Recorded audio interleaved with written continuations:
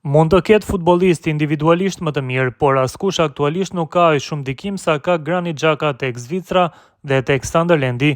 Kështu e nisi një shkrim të gjatë për Xhakan gazeta e madhe zvicerane Blick.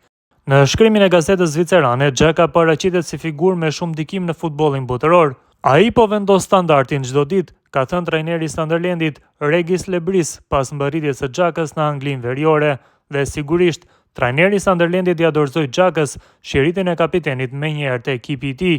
Xhaka e ka mbajtur shiritin e kapitenit te përfaqësuesja e Zvicrës që nga fundi i Kupës së Botës 2018, edhe pse Xherdan Shaqiri mund ta kishte imagjinuar lehtësisht shiritin në krahun e tij muskuloz.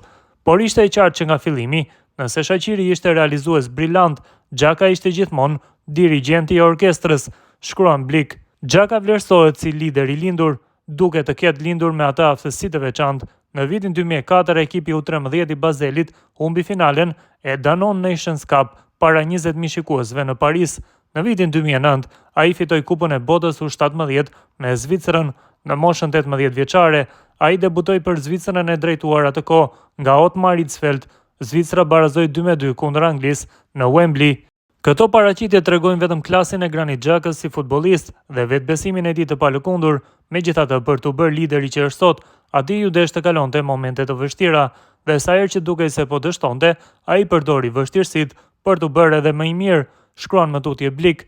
Në ditën e parë të transferimit nga Bazeli te Borussia Mönchengladbach, në moshën 19 vjeçare, gjëja e parë që ju tha shokëve ishte Liga e Kampionëve. Fola shumë dhe nuk bëra mjaftueshëm, kishte thënë Xhaka, i cili kishte kuptuar se nëse flet, atëherë duhet të veprosh sipas planit.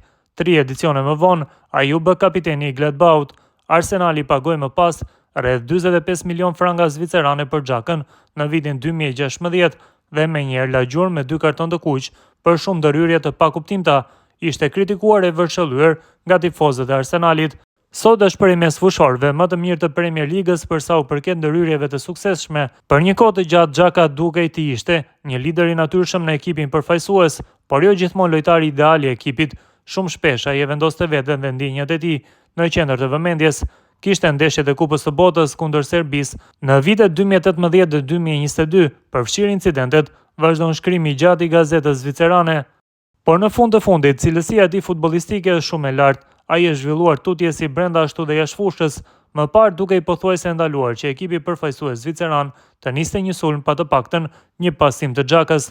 Tani ai madje sakrifikon veten, ai duket më i qetë në përgjithësi. Kualifikimi i Bindës për Kupën e Botës 2026 është shpërblimi. Është e mundur që Xhaka një ditë të kthehet në zonën e kuqe, por tani për tani duket sikur ai ka fituar një copë tjetër të enigmës nga çdo konflikt, çdo humbje, çdo pengesë, duke bërë atë në moshën 33 vjeçare, Granit Xhakën më të mirë të karrierës së tij deri më tani, shkruan më tej Blick. Ylli kosovar tashmë po punon për të bërë trajner në të ardhmen. Selektori i Zvicrës Murat Yakin tha në Prishtinë se Xhaka po e udhëhej Zvicrën si trajner në fushë. Ai ka një të ardhme të ndritur, tha Yakin para ndeshjes që Zvicra e zhvilloi kundër dardanëve në Prishtinë.